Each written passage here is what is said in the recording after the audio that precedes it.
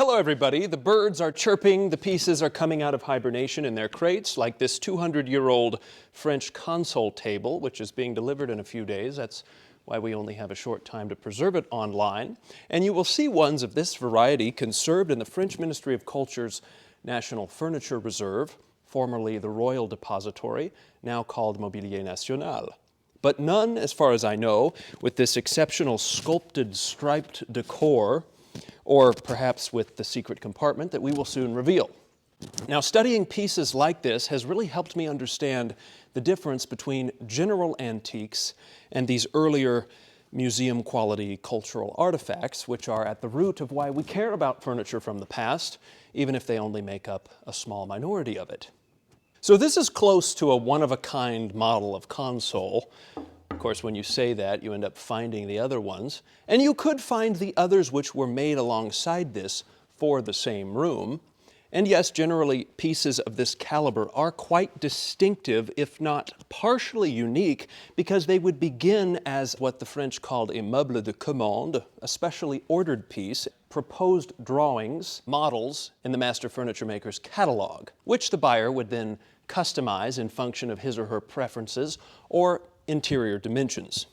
Anyway, this, like many console tables, is what's left of a bygone and specific interior. And we can claim this by virtue of its eccentric qualities. However, in general, these consoles, more than any other type of piece, were ordered along with and part of a specific custom interior. In fact, you can see labeled or stamped into the back here, we have 2 Roman numerals, and above that you can see the Arabic numeral 2, indicating that this was at least one of a pair, perhaps part of a series of 4, and we can imagine this piece, the set of pieces, punctuating the windows in a large room which might have had, certainly did have, a fireplace of almost equivalent design made entirely out of this green marble. Also, the back of the piece, which will be interesting for some furniture people to take a look at, presents fixation holes, which are typical of consoles, and they support the idea that these pieces were ordered as part of the interior architecture of the room. It was in a gray area between a permanent fixture and, of course, portable standalone furniture.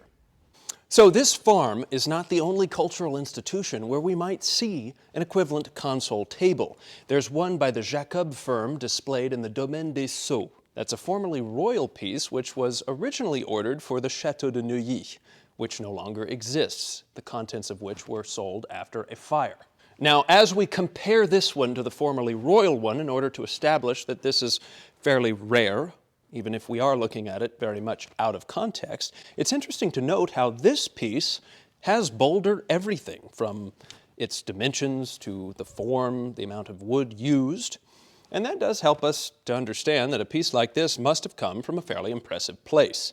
But here we might specifically point out the precision, the perfection, lifelike perfection of these rosettes, which are a fairly characteristic element of decor for pieces of this period, whereas the stripes that are sculpted into the sides of these consoles here, those are really unheard of. I've never seen that before, and I'm not sure why, because it's a very successful element of decor. Was the marble cracked and repaired? My God, these people repaired the marble perfectly well, such that I didn't even notice until now. Wow, I'll be damned. That is why you have to carry these marbles vertically. People like to hold them and just hold them, flat like this, and then they break down the middle, which is what happened there. But they sure did patch that well. You have no clue it's there. Here's the deal with the secret compartment. It appears to be seamlessly, I think this piece has grown a secret compartment that it might not have began with. It appears seamlessly fitted into the floor of the piece here with this lid that just pops off. Let's just be real careful not to scratch it because this is sold. It's no longer mine. This is not a fireproof space, but it's certainly not a place that a thief would necessarily have the time or the intuition to check. It's also numbered 2 down here. We can see another one of these beautiful early 19th century French handwritten pencil marks where this is numbered 2. Perhaps that's just a very flourished mark of the middle point of the table, but it kind of from the side looks like a 2. In any case, we have a 2 back here, we have the 2 stamped. This piece is definitely number 2. Now the reason why it might not be an original secret compartment, but rather one that has unexpectedly appeared, is that we can see the traces of crystallized old protein-based glue down here.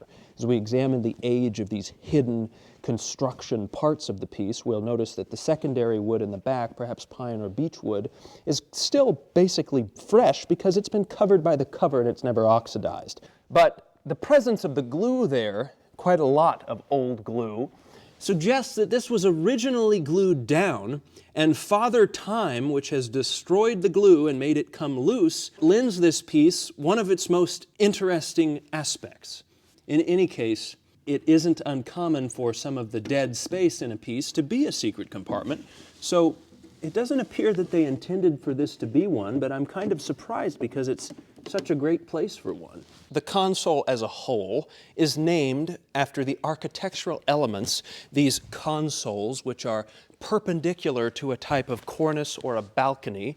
They would support weight on some sort of decorative element of a building.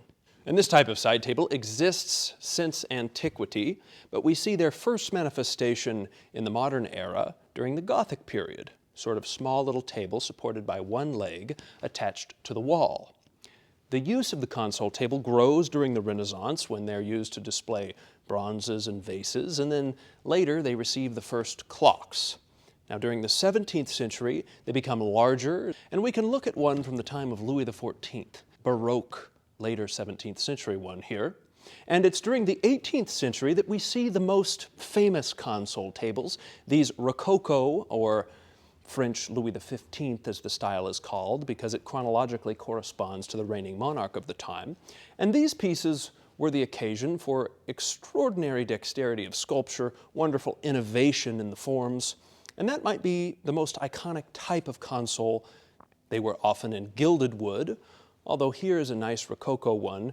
Perhaps it was originally gilded and the gilding was stripped off, but in any case it's in natural wood in the Metropolitan Museum of Art.